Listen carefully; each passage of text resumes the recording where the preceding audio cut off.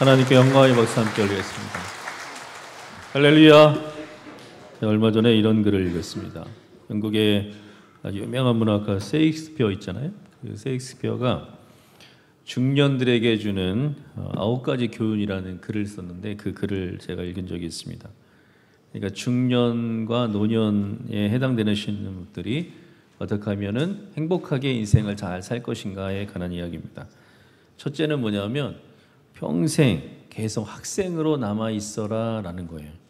그러니까 배움을 포기하는 순간에 사람은 폭삭 늙기 시작한다는 거예요.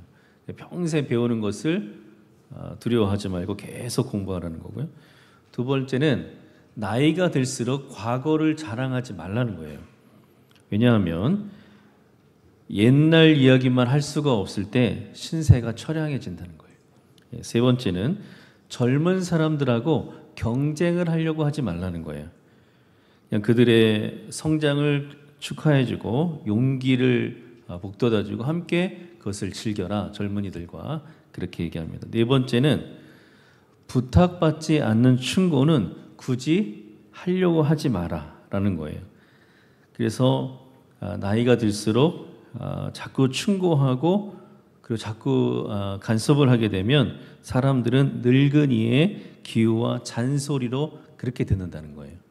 다섯 번째는 삶을 철학으로 대체하지 말라 그러는 겁니다. 이거 뭐냐면 그냥 지금 현실을 잘 살라는 거예요. 그리고 사람들이 이렇게 시간이 지나면 자기 나름대로 무슨 개똥 철학이 있잖아요. 그걸로 인생을 살려고 하지 말라는 거예요. 여섯 번째는 아름다운 것을 발견하고 그것을 즐기려고 노력을 해라. 일곱 번째는 자신이 늙어가고 나이 드는 것에 대해서 불평을 하지 말라는 거예요. 사람들에게.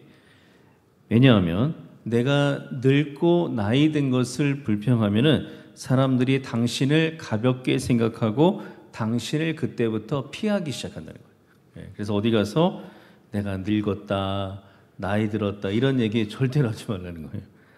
여덟 번째는 젊은 사람들에게 세상을 빨리 넘겨주지 말라는 거예요. 이게 무슨 말이냐면 여러분이 가지고 있는 재산을 일찍 자녀들에게 다 넘겨주는 일을 하지 말라는 거예요. 우리 자녀들은 싫어할 텐데 제가 한 얘기가 아니라 셰익스피어가 그런 말인데 왜냐하면 그것을 일찍 넘겨주는 순간에 나는 천떡꾸러기가 된다는 거예요. 전 세계가 다 똑같다는 거예요. 아홉 번째는 죽음에 대해서 자꾸 사람들한테 얘기하지 말라는 거예요. 그 죽을 때까지 그 얘기 굳이 하지 말고 즐겁고 행복하게 살아라. 그래야 우리는 인생을 후회 없이 살 수 있게 된다고 했습니다. 셰익스피어가 오랜 동안 그런 많은 경험을 통해서 자기가 깨달은 것을 이렇게 9가지로 정리해서 우리가 어떻게 중년을 그리고 노년을 행복하게 살 수 있는지를 정리한 글이 있습니다. 제가 이 9가지의 이 글을 이렇게 자세히 읽으면서 한 가지 제가 깨달은 것은 우리가 나이가 점점 들수록 우리가 중년이 되고 또 노년이 되면서 행복한 삶을 살기 위해서 가장 중요한 것은 절제구나 라는 것을 제가 깨달았습니다. 그래서 행복한 삶을 살려면은 말을 절제하고 그리고 행동을 절제하고 참견하는 것도 절제하고 충고도 절제해야 내가 대접을 받으면서 행복하게 살 수 있다는 것을 알게 됐습니다. 오늘 성경 말씀이 절제에 관한 말씀인데요. 이기는 자가 되기 위해서는 바울 사도는 우리는 절제하지 않고서는 절대로 이기는 사람이 될 수 없다라는 것을 또 강조를 했습니다. 우리 성경 한번 읽어볼까요? 오늘 말씀 고린도전서 9장 25절입니다. 자, 우리 큰 소리를 보겠습니다. 시작. 이기기를 다투는 자마다 모든 일에 절제하나니 그들은 썩을 승리자의 관을 얻고자 하되 우리는 썩지 아니할 것을 얻고자 하노라. 아멘. 이게 무슨 얘기입니까? 운동 경기에서 메달을 따기 위해서 이기는 자가 되기 위해서는 그것을 얻기 위해서 많은 것을 절제해야 그 이기는 자가 된다는 거잖아요. 고린도라는 도시는 굉장히 그때 큰 도시였습니다. 그래서 2년에 한 번 근처에 있는 여러 도시에서 지금으로 말하면 뭐 세계적인 그런 올림픽이나 아시안 게임 같은 이스미안 운동 경기라는 그런 경기가 열렸어요. 수많은 운동 선수들이 다 모여서 이제 고린도라는 그런 도시에 왔습니다. 그 선수들이 그 메달을 따기 위해서, 이기는 자가 되기 위해서 얼마나 절제하며 그 시합을 준비했는가, 그것을 기억하라고 바울 사도는 이야기를 하는 겁니다. 우리나라 선수들도 그렇잖아요. 올림픽이나 세계 선수권, 또 아시안 게임 같은 데 메달 따기 위해서 우리 선수들이 얼마나 노력을 하고 있습니까? 한 번은 제가 어떤 영상을 하나 봤는데 그 자기들이 얼마나 그 어릴 때부터 그 절제하며 살았는지에 대해서 얘기를 하더라고요. 근데 이런 걸 안 한다 그러더라고요. 못 하는 거죠. 첫째는 연애를 안 한대요. 연애 금지. 두 번째는 친구 만나는 것도 금지. 세 번째는 노는 거를 금지한다고 그러더라고요. 그 다음에 네 번째는 가족을 만나는 것도 금지. 심지어는 명절이나 아버지, 어머니의 생신 때도 집에를 안 간다고 그러더라고요. 절제하는 거예요. 얼마나 가고 싶겠어요, 여러분. 예? 그리고 어떤 종목은 먹는 것도 다 금지래요. 먹을 수 있는 게 별로 없어요. 막 100g만 쪄도 그 경기에 들어가지 못하니까 그냥 그 먹는 것도 다 절제하고, 원하는 음식도 다 못 먹는, 금지하고 절제하는 일을 우리가 어렸을 때부터, 초등학교 때부터 내내 그렇게 해야 우리가 메달을 딸까 말까 그렇게 한다고, 그런 얘기를 제가 들었습니다. 우리나라 그 유명한 축구 선수 손흥민 선수 있잖아요. 그 아버지 인터뷰하는 거 보니까 아버지가 그 손흥민 선수 옆에서 늘 같이 훈련을 했잖아요. 어렸을 때부터 지금까지 단 하루도 운동을 쉰 적이 없다는 거예요. 단 하루도. 예. 얼마나 놀고 싶겠어요. 얼마나 그러고 싶겠어요. 근데 그 모든 것들을 다 절제하니까 그렇게 훌륭한 선수가 될 수 있었다고 그 아버지가 얘기를 하더라고요. 지금 바울 사도가요, 이 고린도 전서 9장에서 그 얘기하는 거예요. 이스미안 운동 경기 할 때 많이 온 그 선수들을 한번 봐라. 그 사람들이 그 시합에 이기는 자가 되기 위해서, 메달을 따기 위해서 얼마나 절제하며 그들이 운동을 했는데 힘들게 준비하지 않았냐. 그런데 하물며 우리가 누구냐? 우리는 신앙의 금메달을 따기 위해서, 의의 면류관을 따기 위해서 지금 우리도 신앙의 경주를 하고 있지 않느냐. 우리도 이기는 자가 되기 위해서 지금 우리가 이 길을 걸어가고 있는 게 아니냐. 그러면 우리도 이 신앙의 면류관, 이 신앙의 금메달, 이기는 자가 되기 위해서 우리도 절제의 삶을 살아야 된다는 것을 오늘 성경을 강조를 하고 있는 것입니다.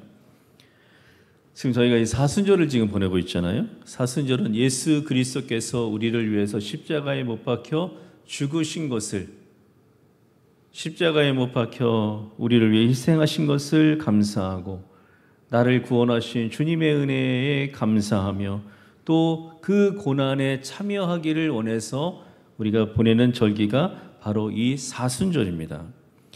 교회의 2000년 역사를 보면 이 사순절에 제일 많이 하는 신앙의 훈련이 절제입니다. 절제. 그래서 우리는 이 사순절 기간에 하는 이 절제의 영성 훈련을 한마디로 절제 수업이라는 그런 단어를 사용합니다. 한번 따라해 보실까요? 절제 수업. 네, 그래서 우리는 이 기간에 절제 수업을 하는 시간이라고 우리는 생각을 해야 되는 거죠. 우리가 이 사순절 기간에 절제 수업을 하는 이유는 기독교인들의 이 깊은 영성은 절제로부터 나오기 때문에 그래요. 그래서 이 절제의 모범을 보여주신 분이 바로 예수 그리스도입니다. 예수님께서 이제 공생애를 시작하시면서 처음에 시작하신 게 뭐죠? 처음에 사막에 가서 뭐 하셨습니까? 기도하셨죠. 그때 어떤 기도를 하셨죠? 40일 동안 금식을 하셨어요. 그래서 그때 이 40일 동안에 먹는 것을 다 끊고 그리고 기도하시면서 이 절제를 통해서 우리가 이 신앙생활을 시작해야 되고 하나님의 일을 해야 된다는 것을 주님께서 이제 알려주신 것입니다. 그래서 우리는 이 절제를 우리 신앙인들은 우리는 잘 감당해야 되고 이 사순절 기간에 이 절제에 대해서 우리는 깊이 생각을 해야 됩니다. 우리가 많이 먹는 사람들 보고 뭐라 그러죠? 뭐 닮았다 그럽니까? 돼지 닮았다 그러잖아요. 근데 사실 일반 틀린 말이라고 지금 얘기하잖아요. 왜냐하면 돼지는 그렇게 많이 안 먹는다는 거예요. 실제는. 그래서 한 70%에서 80%가 차면은 그 다음부터 돼지는 절대 안 먹는다 그래요. 그래서 많이 먹는 사람을 돼지처럼 먹는다 이런 말 표현하면 사실은 과학적으로는 맞지 않는 거죠. 그런데 소는 달라요. 그래서 우리는 많이 먹는 사람을 앞으로 돼지처럼 먹는다 그러지 말고 뭐처럼 먹는다 그래야 돼요? 소처럼 먹는다 이렇게 얘기해요. 그게 맞아요. 왜냐하면요, 어느 시골에서 그 소를 키우는 분이 소를 자기 창고에다가 뭐 잠깐 묶어놨대요. 근데 거기에 소 사료를 이제 1년치 먹을 걸 싸놓은 거예요. 그런데 이제 주인이 거기다 묶어놓고 그냥 갔어요. 갔는데 이제 소를 거기다 창고에 넣는 걸 잊어버린 거예요. 안 보이니까. 소가 이제 시간이 지나니까 배가 고프잖아요. 그래서 소가 막 흔들었어요. 그랬더니 줄이 풀렸어요. 그리고 나서 거기 뭐가 쌓여 있다고요? 소 사료가 쌓여 있잖아요. 그 사료를 이제 먹으려고 소가 하는 거예요. 어떻게 할까요? 소가 거기 다 묶여 있잖아요. 그 사료를 어떻게 뜯어요? 어떻게 뜯을 것 같습니까, 여러분? 가위가 있을까요? 칼이 있을까요? 어떻게 뜯어요? 소가 어떻게 뜯을까요? 혀로 그걸 이제 핥기 시작하는 거예요. 거기다가 침을 계속 묻혀요. 얼마나 오랫동안 묻혀요, 그게. 그래서 계속 묻히면 그게 사료 봉투가 뜯어지잖아요. 그럼 그때부터 그 사료를 먹는 거예요, 이제. 그래가지고 주인이 한 몇 시간 뒤에 그 소를 거기다 묶어놓은 걸 잊어버린 거예요. 그래가지고 거기 들어가 보니까 소가 누워 있는 거예요. 누워 이렇게. 왜 누워 있을까요? 사료를 얼마나 많이 먹었는지 배가 터질 때까지 먹는 거예요. 미련해가지고. 그래가지고 주인이 탁 배를 치면은 배가 터질 때까지 먹고 배가 터질 것 같더래요. 도저히 일어날 수 없을 만큼 그렇게 먹은 거예요. 근데 주인이 보니까 정말 가관이 뭐냐면 소가요. 지금 배가 터질 것 같잖아요. 그럼 그만 먹어야 되잖아요. 그 사료 포대를 혀로 계속 또 핥고 있더래요. 또 터트려가지고 또 먹으려고. 앞으로 돼지같이 먹는다는 말 하면 안 됩니다, 여러분. 뭐같이 먹는다 그랬나? 소같이 먹는다. 소는 뭘 못하는 거예요? 절제를 못하는 그런 대표적인 동물 중에 하나라고 하더라고요. 우리도 마찬가지입니다, 여러분. 우리도 절제하지 못하면, 우리가 이 절제의 영성을 갖지 못하면 우리가 짐승처럼 된다는 사실을 여러분 꼭 기억하시기를 주의 이름으로 축원합니다. 그래서 하나님께서 성령을 주셨는데 우리한테 성령의 은혜를 받은 사람들에게 주는 선물이 하나 있어요. 그것이 바로 절제의 열매입니다. 우리 성경 한번 찾아볼까요?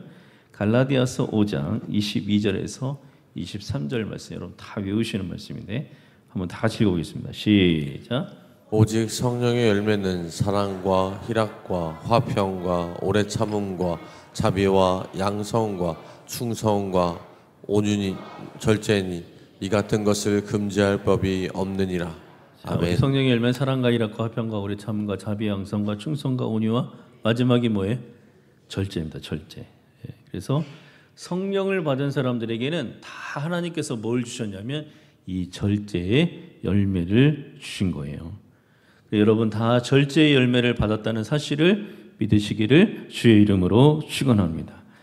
초대교회부터 교회는 이 영성에 대해서 굉장히 중요하게 생각했는데 특별히 가장 중요하게 생각한 것이 이 절제의 영성입니다. 기독교는 이 절제의 영성을 삶의 최고의, 그러니까 절제를 할 수 있는 사람이 이 절제의 영성을 가진 사람이 가장 신앙이 좋은 사람이고 그것을 할 수 있는 능력이 우리 가운데 있어야 되는 것을 기독교 역사를 보면 계속해서 강조를 했습니다. 그런데 지금 우리 시대가 마치 타락한 로마 시대처럼 지금 풍요로운 이 자본주의 사회에 우리가 살고 있잖아요. 그래서 우리는 언젠가부터 이 절제의 영성을 우리는 잃어버리고 지금 살고 있습니다. 그래서 지금 전 세계의 모든 교회는 이 사순절 기간에 주님께서 십자가에 못 박혀 죽으신 것을 기억하고 그것을 감사하고 또 그 고난에 참여하기를 소원하는 이 기간에 전 세계의 모든 교회는 뭘 하냐면 절제 수업을 하는 겁니다. 한번 따라 보실까요? 절제 수업. 이 절제 수업을 지금 하시는 분들 지금 많이 계실 거예요. 그러니까 절제 수업에 세 가지의 원칙이 있어요. 첫째는 뭐냐면 끊는 거예요. 여러분 오늘 말씀드리면서 내가 이 절제 수업에 참여하기 위해서 뭘 끊어야 될까? 여러분 한번 곰곰이 한번 생각해 보시기 바랍니다. 그래서 전 세계에 있는 교인들이 이 사순절에 제일 많이 끊는 것은 뭐냐면 금식입니다. 금식. 그래서 지금 사순절 맞아서 아침 금식하시는 분들 계시고 점심 금식하시는 분들 계시고 저녁 금식하는 분들 계시고 또 하루에 한 끼만 이렇게 식사하는 분들이 있는데 그것은 지금 절제 수업을 이제 하고 있는 거예요. 그래서 요즘 어떤 교회는 거기다 추가해서 간식 금식하는 데도 있어요. 사람들이 간식을 많이 먹으니까 이 기간에 간식을 금식하는 것도 있고요. 또 요즘 제일 많이 하는 금식 중에 하나는 미디어 금식입니다. 한번 때려보실까요? 미디어 금식. 그래서 고난주간 이 사순절 기간 동안에 TV를 끊는 거예요. 큰일 났죠. 드라마도 봐야 되고 볼 것도 많은데 TV를 끊고 또 인터넷을 끊고 또 게임 좋아하시는 분들 많이 계시잖아요. 그래서 이 기간에 우리 젊은 사람들 제일 많이 끊는 게 뭐냐면 게임을 끊는 거예요. 우리 남자 성도님들 이제 큰일 났습니다. 게임 끊으려면. 그래서 이 사순절 기간에 절제 수업하는 원칙은 끊는 거예요. 그래서 여러분이 무엇을 끊을까를 지금 잘 생각하시면서 이 설교를 들으셔야 됩니다. 그 다음에 또 많이 하는 금식이 뭐냐면 고기 금식입니다. 그래서 이 기간에 달걀이나 생선은 먹는데 육류는 안 먹는 거예요. 그런 고기 금식하는 분들도 많습니다. 잠금식도 있어요. 잠금식. 잠을 줄이는 거예요. 그래서 이 기간에 새벽 예배를 참석하는 것도 이 절제 수업 중에 하나입니다. 그 부활절 전에 저희가 고난주간 특별 새벽 기도 얘기했잖아요. 올해는 3월 25일부터 3월 30일까지가 고난주간 특별 새벽 기도입니다. 이거는 우리 교회만 하는 게 아니라 전 세계에 있는 모든 교회들이 다 하는 특별 새벽 기도입니다. 그래서 이것을 고난주간 특별 새벽 기도에 참여하는 것도 잠금식이 돼요. 그래서 이것을 절제 수업에 참여하게 되는 겁니다. 그래서 오늘 여러분들이 이 말씀을 듣고 이 사순절 기간에 내가 어떤 절제를 할 건지 어떤 절제 수업에 참여할 건지 여러분 잘 기억하시고 이 절제 수업에 참여하는 저와 여러분 되시기를 주의 이름으로 축원합니다. 절제 수업은 또 원칙이 하나 있어요. 두 번째 원칙은 뭐냐면 이 절제 수업이 단순히 뭐 밥을 굶고 뭐 고기를 안 먹고 뭐 미디어를 금식하고 이게 목적이 아니라 이걸 통해서 그 시간에 기도하고 그것을 반드시 선한 일과 연결하는 것이 기독교 전통입니다. 그래서 여러분들이 이 절제 수업을 오늘부터 아니면 미리 지금 하시는 분들은 이 절제 수업하는 동안에 이것을 돈으로 한번 계산하셔가지고 이것을 선한 일을 하는 거예요. 그래서 우리 교회가 추수감사절에 쌀 헌물을 전에 했잖아요. 그래서 올해는 이 고난주간에 쌀 헌물을 받으려고 합니다. 그래서 여러분들이 절제 수업을 하면서 그것을 내가 계산을 해가지고 어떤 분들은 뭐 쌀 10kg, 어떤 분들은 쌀 20kg, 뭐 그 이상 이렇게 계산해서 우리가 선한 일에 일에 참여하면은 여러분들이 쌀 헌물한 절제 수업을 통해서 여러분이 했던 일들에 대해서 하나님께 이 쌀을 헌물하게 되면은 이 쌀 전부를 전주 시내에 있는 복지 시설과 그리고 어려운 교회 그리고 고아원에 지금 다 나눠줄 예정입니다. 그래서 여러분이 이 절대 수업에 참여해서 이 선한 일로 연결될 수 있도록 그렇게 하는 것이 두 번째 원칙이고요. 세 번째 원칙은 절대 수업하는 것을 절대로 드러내서는 안 된다는 거예요. 그래서 내가 뭐 금식하는 것을 자랑한다거나 내가 금식하는 것을 절제하는 것을 티내거나 해서는 절대 안 된다는 거예요. 그래서 그것은 각자가 자기 영성과 하나님 앞에서 결단해서 그렇게 하시는 거지 그것은 누가 강요하고 해서는 안 된다는 거예요. 그래서 여러분의 가족의 남편한테 아내에게 아이들에게도 강요할 필요는 없습니다. 그래서 권면할 수는 있지만 그래서 각자 우리는 이 절제 수업에 우리는 적극적으로 우리는 참여를 해야 되는 거죠. 한국 교회는 초창기부터 이 절제 수업을 굉장히 열심히 이 절제 수업에 참여한 대표적인 교회가 우리 한국 교회입니다. 우리나라에 대한기독교 여자 절제회라는 단체가 있어요. 이 단체의 기원은 일제 강점기 때요. 우리나라에 참 일본이 말할 수 없는 그런 일들을 많이 벌였잖아요. 요즘 영화 중에 파묘라는 게 있습니다. 파묘라는 영화가 지금 굉장히 유행인데 그게 그런 내용을 근거로 해서 만든 영화예요. 그래서 우리나라 민족 정기를 다 없앤다고 우리나라의 명당이라는데 소위 명당이라는 데다 쇠말도 다 박아놨잖아요. 그것뿐만 아니라 일제는 우리나라를 우민화하려고 굉장히 노력을 많이 했어요. 사실은 자기네가 식민 지배하기 편하기 위해서. 그래서 우민화 정책으로 우리나라에 퍼뜨린 게 지금 4가지가 있습니다. 첫째가 도박이고요. 두 번째가 음주, 잘못된 음주 문화를 퍼뜨렸고, 세 번째가 담배, 네 번째가 공창입니다. 그래서 우리나라에 이 일제시대 때, 일본 강점기 때에 화투라는 게 들어왔어요. 여러분 화투 모르시네? 저는 아는데 여러분은 잘 모르시나 봐요. 이 화투라는 게 들어와서 우리나라의 이 도박 문화를 만들어 놨습니다.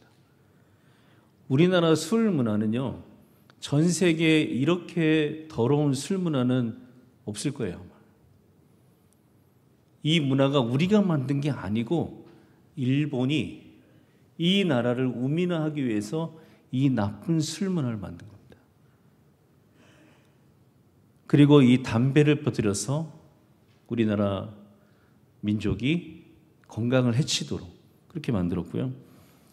그 다음에 전국의 유명한 도시마다 그리고 역전마다 다 공창을 만들었어요. 그래서 이 나라를 성적으로 타락시키기 위해서 그런 것들을 만들어서 우리나라를 우민화 정책의 문화를 타락하게 만드는 거예요. 그리고 이 일에 대해서 전국적으로 일어나가지고 이 일본이 퍼뜨리는 이 악한 문화와 이 더러운 문화에 적극적으로 저항한 단체가 기독교 여성 신도입니다. 전국에 있는 여신도들이 모여서 절제회를 만들어서 여기에 대항을 하게 됩니다. 여러분, 일제 강점기 때 일본이 퍼뜨리려는 이것에 저항을 하면 그게 독립운동이 되는 거예요. 그러니 얼마나 어려웠겠습니까? 그리고 1919년 3월 1일 3.1운동 이후에 그 좀 지나고 나서 전국적으로 여신도회가 일어나가서 했던 운동이 뭐냐면 공창 폐지 운동입니다. 그때 이 여신도들이 얼마나 핍박을 받았는지 몰라요. 교회가 얼마나 핍박을 받았는지 모릅니다. 그래서 우리 한국교회에는 깊은 영성이 있는데 바로 이 절제하는 영성, 이 절제의 영성이 뿌리 깊게 지금 한국교회에 뿌리를 내려서 우리가 이 절제의 영성을 가지고 우리가 신앙을 지금까지 지켜왔습니다. 절제는 한마디로요, 감정과 생각을 조절할 수 있는 능력입니다. 한번 따라해 보실까요? 절제는 감정과 생각을 조절할 수 있는 능력입니다. 이걸 어떻게 사람이 할 수 있겠어요? 이것은 성령을 받은 사람만이 할 수 있습니다. 그러니까 우리가 성령을 받았을 때 여러분 이 절제의 능력을, 이 절제의 열매를 여러분 다 받았다는 사실을 기억하시기를 주의 이름으로 축원합니다. 절제는 기독교 영성의 꽃 중에 꽃이라고 하는 거예요.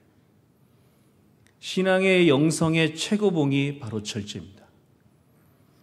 앞으로 이 사순절 기간에 이 절제 수업을 하는 이 기간에 여러분 이 절제를 잘 실천해서 나를 위해 십자가에 못 박혀 죽으신 주님의 은혜에 감사하고 그 고난에 참여하는 저와 여러분 되시기를 주님의 이름으로 축원합니다. 기도하겠습니다.